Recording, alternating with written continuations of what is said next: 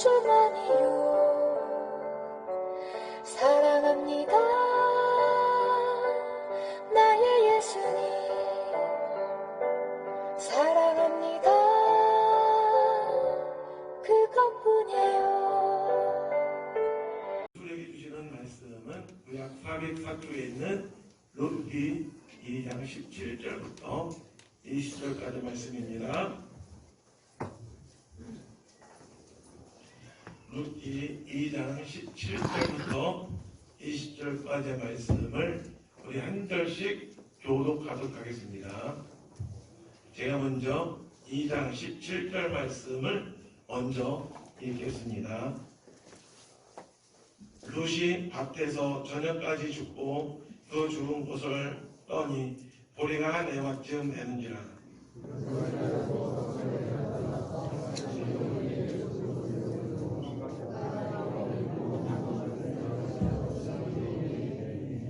시어머니가 그에게 이르되 오늘 어디서 주었느냐 어디서 일을 하였느냐 너를 돌본 자에게 복이 있기를 원하노라 하니 룻이 누구에게서 일했는지를 시어머니에게 알게 하여 이르되 오늘 일하게 한 사람의 이름은 보아스니이다 하는지라.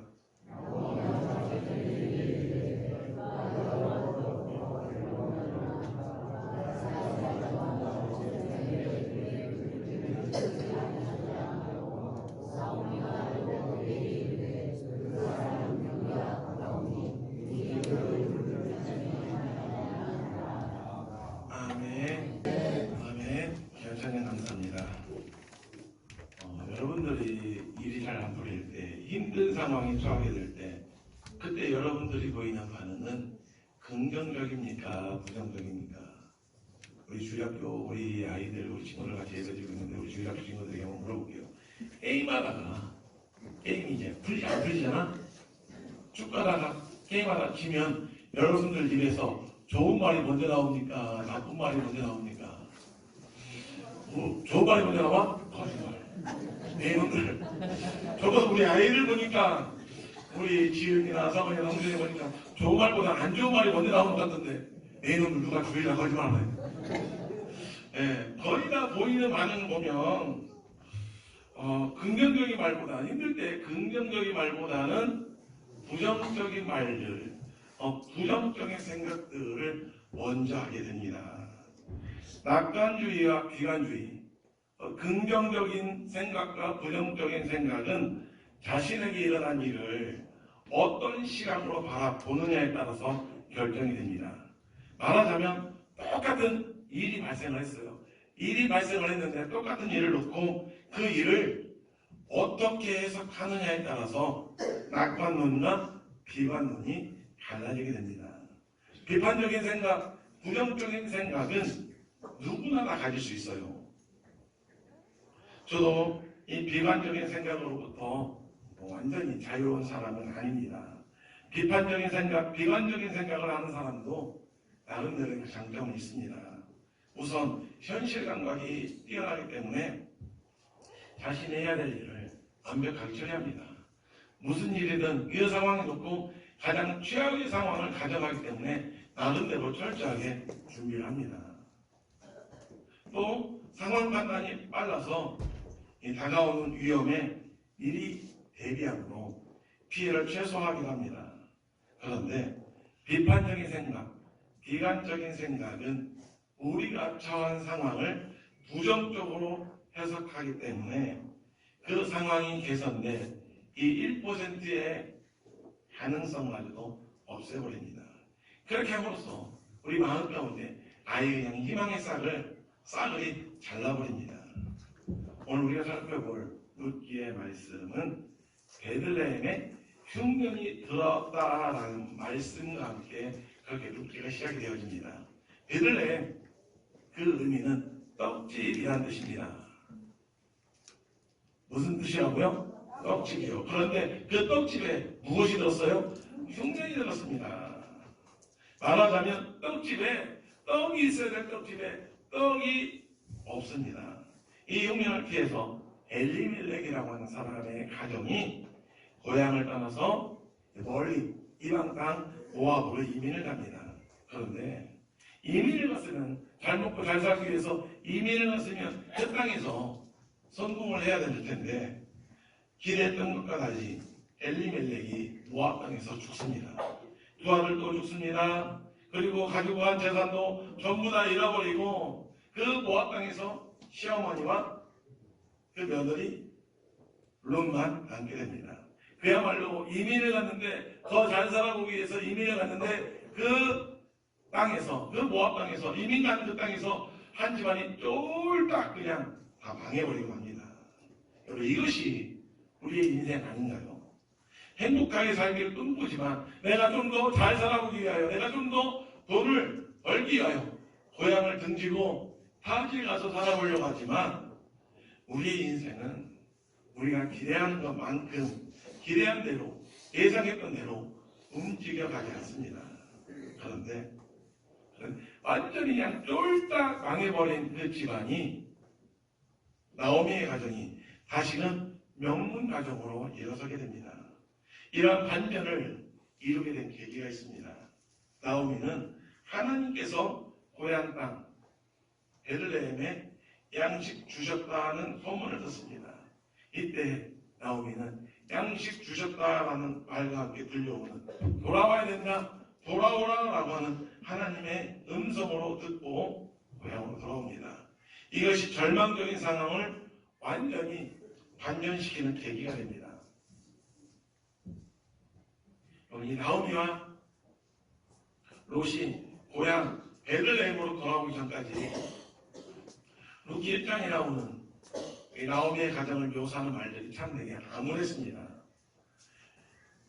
3절에 보시면 나오미와 나오미의 남편 엘리멜렉이 죽고 나오미와 그 아들이 남았으며, 또 5절에 보면 말론과 기름 두 사람이 다 죽고, 또 14절에 보면 그들이 소리를 높여 다시 울더니, 보세요, 죽음, 눈물, 이별 등 절망적인 말들이 그 상황을 지배하고 있었습니다.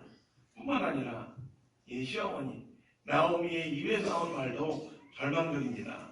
13절을 보시면 여호와의 손이 나를 치셨으므로 나는 너희로 말미암아 더욱 마음이 아프도다. 하나님께서 나를 치셨다. 내가 이렇게 몰락하게 된 것, 내가 이렇게 어려움을 겪게 된 것은 하나님의 징계로 인한 것이다.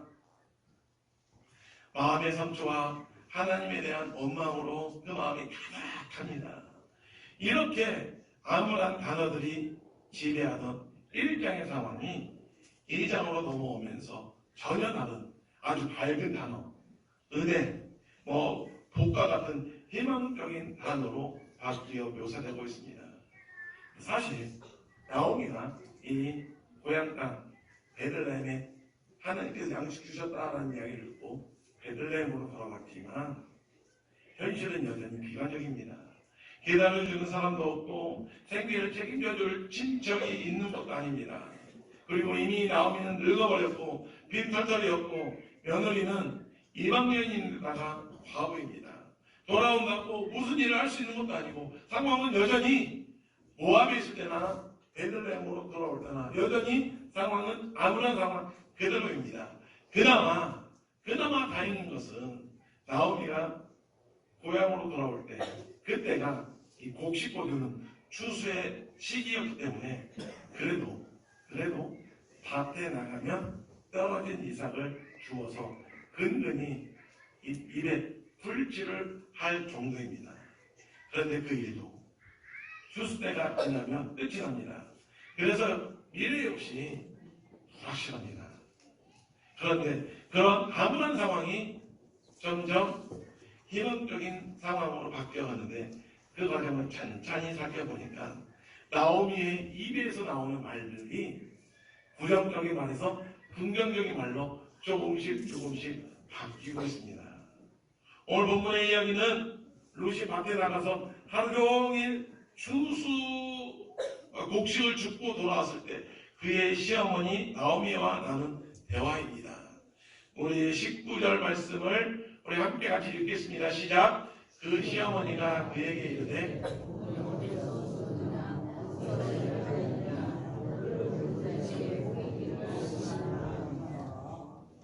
2절에 보시면요, 나오미가 자기 며느리에게 이르되 그가 여호와로부터 복 받기를 원하노라. 여러분, 나오미 입에서 나오는 말, 시어머니 입에서 나오는 말이 무엇을 이야기합니까? 복을 빌어주고 있어요. 복을 이야기합니다. 여러분, 복은 누가 주시는 겁니까? 하나님이 주시는 거예요. 그 복을 비는 것은 누가 비는 겁니까? 사람이 빌어주는 거예요. 복을 빌어주는 것을 축복이라고 합니다. 나오미는 베들레헴으로 돌아왔는데 여전히 암울한 현실을 긍정적으로 바라보면서 하나님께서 복을 주실 것이다 하면서 복을 빌어주고 있습니다. 복을 빌고 있습니다. 복을 비는 나오미의 말이, 축복하는 나오미의 말이, 하나님으로부터 복을 구하는 나오미의 말이 상황을 바꾸고 있습니다. 저는 이 나오미가 비는 축복의 말을 묵상하면서 상황을 반전시키는 축복의 말에는 몇 가지 특징이 있다는 것을 발견했습니다. 그럼 오늘 우리가 처한 상황도 긍정적인 상황은 아니잖아요. 오랜만에 명절에 가족들끼리 모였는데 흩어졌던 친척들이 온 집안 식구들이 모였는데 긍정적인 이야기가 나오는 것은 아닙니다.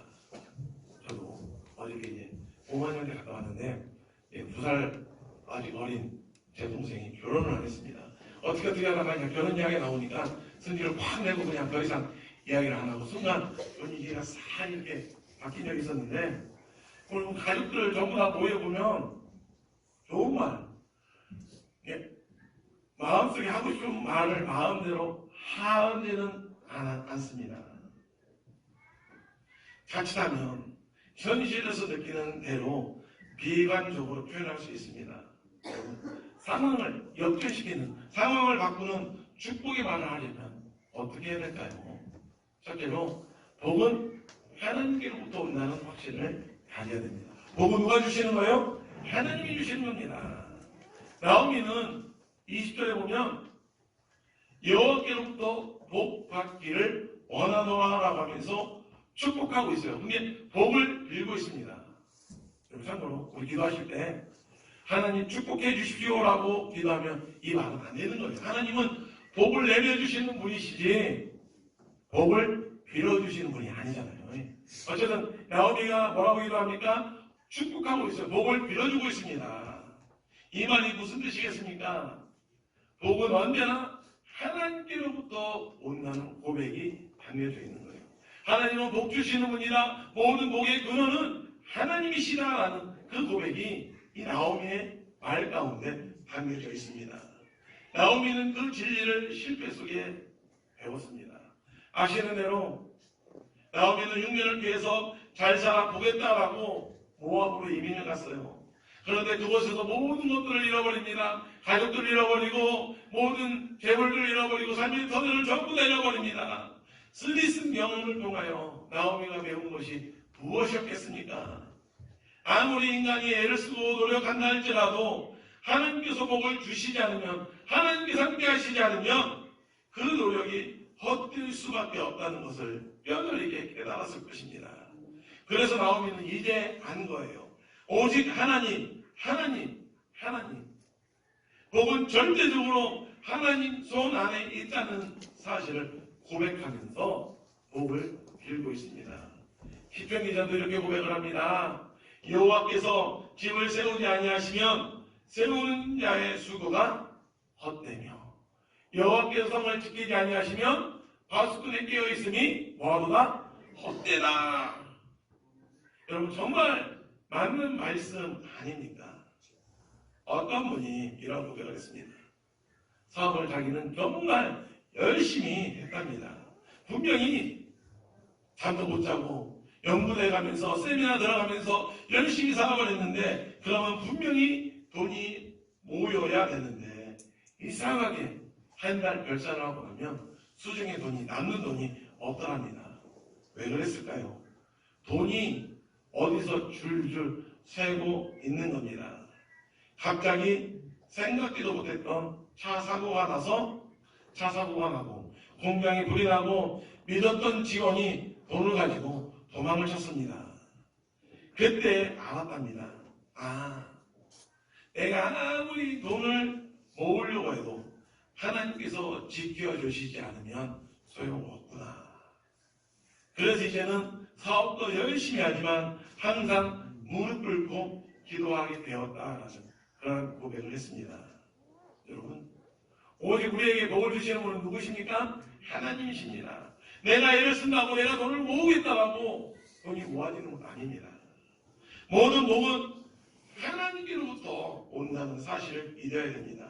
하나님의 이름으로 복을 빌면 문을 여시고 하늘로부터 물 붓듯이 복을 부어주실 줄로 믿습니다. 두 번째로, 축복이 많아지려면 작은 일에도 감사해야 됩니다. 우리 같이 따라합시다. 작은 일에도 감사합시다. 작은 일에도 감사해야 됩니다. 여러분, 지금 나오미와 룻의 대화 내용을 한번 보세요. 룻이 밭에 나가서 하루 종일 떨어진 이삭을 주워왔습니다. 한 여인이 떨어진 곡식을 주워가지고 온다 한들 그게 얼마나 됐겠습니까? 여자가 둘이서 그저 한 끼 아니면 두 끼 때울 정도밖에 되지 않는 적은 양의 곡식입니다. 그런데 나오미는 그나마 그 정도의 곡식이라도 곡식을 주울 수 있도록 배려해준, 그냥 눈 감아준 그 사람을, 은혜 베풀어 준 사람을 축복하고 있습니다. 이렇게 작은 일을 놓고도 감사하는 태도가 비관적인 상황을 바꾸는 동력이 됩니다. 여러분, 인간은 탐욕의 동물입니다. 인간의 욕심은 끝이 없습니다.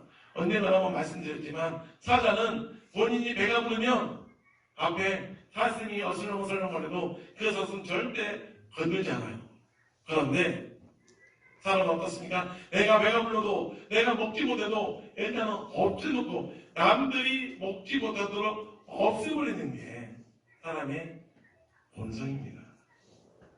9가지를 얻었어도 아직 얻지 못한 그 한 가지 때문에 스스로를 불행하다라고 생각하는 존재입니다.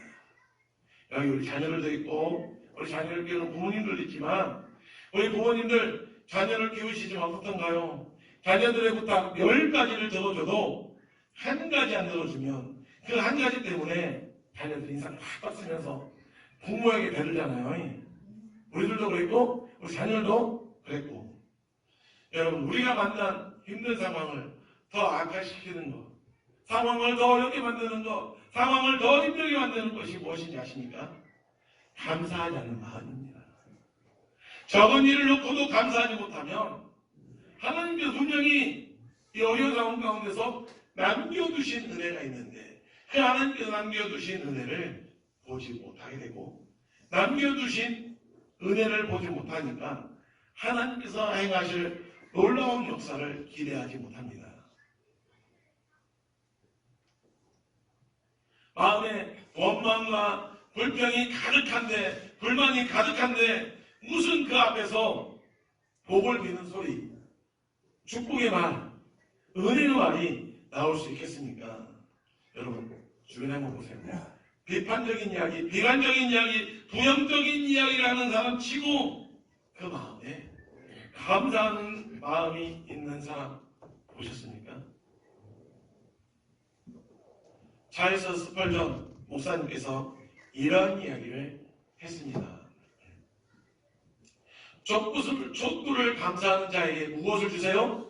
달빛을 주시고, 달빛을 감사하는 사람에게는 햇빛을 주시고, 햇빛을 감사하는 자에게는 햇빛도 필요 없는 천국을 주신다. 있습니까? 여러분, 충분하진 않아도 하나님의 은혜인 줄 알고 감사할 때 하나님께서는 그 힘든 상황을 바꾸어 주실 줄로 믿습니다. 작은 일에도 하나님께서 남겨두신 은혜, 분명히 상황이 아무리 안 좋고 부정적인 상황이라 할지라도 하나님께서 남겨두신 은혜가 있습니다. 여러분, 나오미 한번 보세요.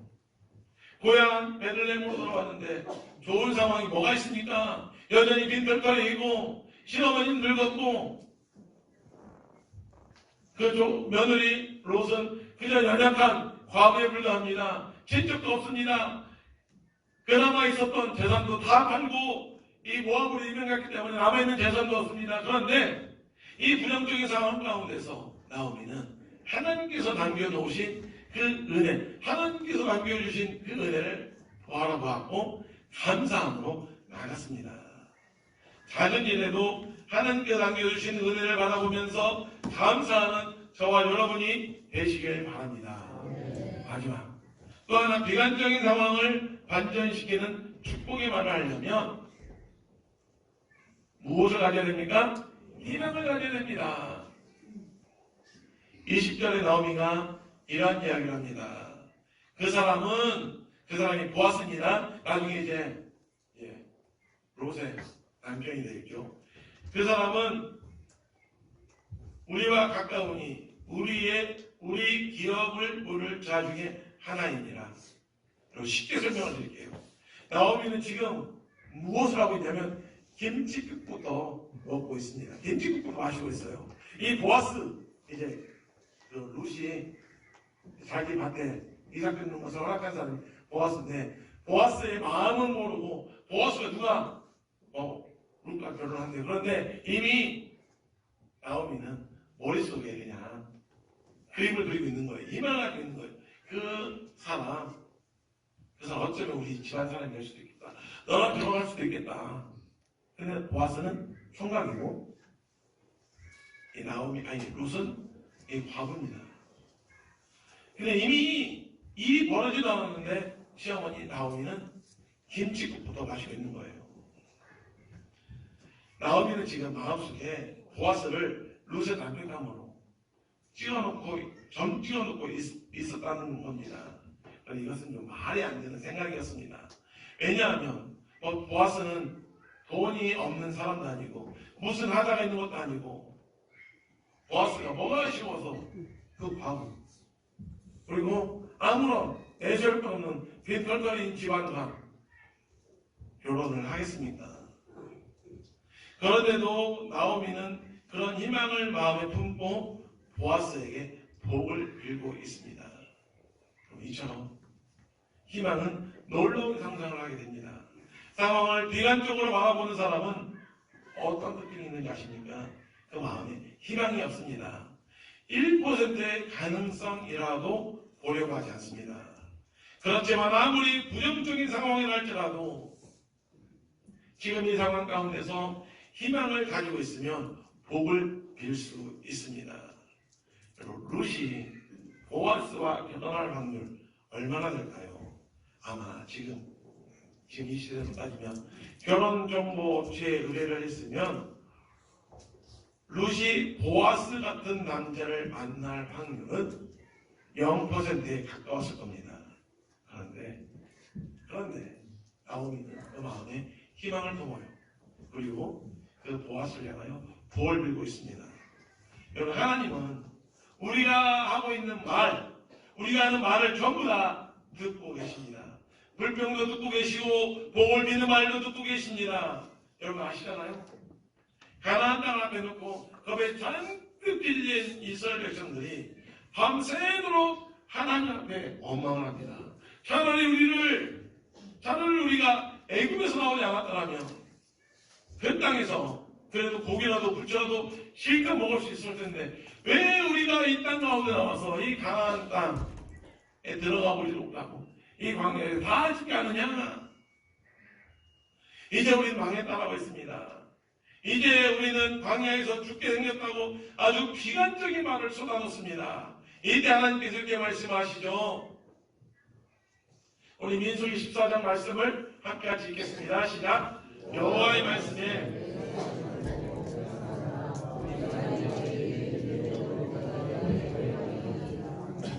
여러분 정말 무서운 말씀 아닙니까? 내 귀에 들린 대로 내가 너희에게 행할 것이다. 너희들이 말한 그대로 이루어질 것이다. 너희들이 내 앞에 했던 그 모든 불평들, 그 원망들 내가 그대로 다 행할 것이다. 우리가 무슨 말을 하는가에 따라서 하나님은 상황을 바꾸십니다. 그만큼 우리 입에 권세를 주셨습니다. 희망을 가지십시오.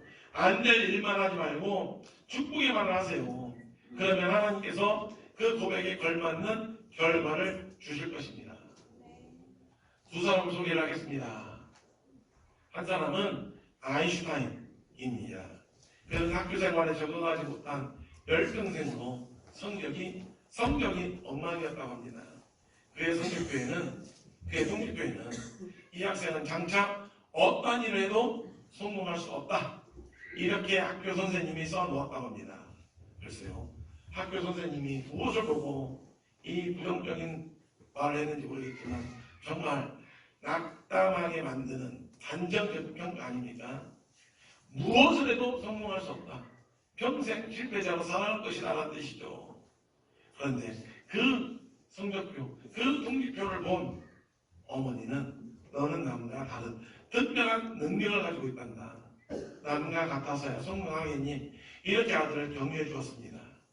그 한마디가, 어머니의 그 한마디가 오늘의 아인슈타인을 만들었습니다.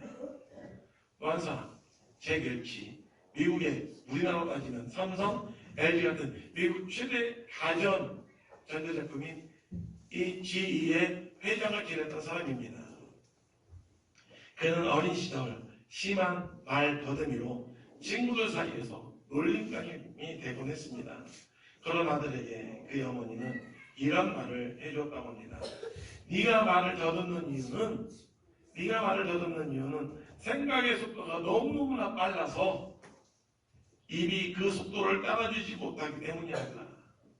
걱정하지 마라. 너는 잘하고 있단다. 너는 커서 훌륭한 인물이 될 거야. 너는 생각이 많을 뿐이다. 이렇게 복을 빌어주었습니다.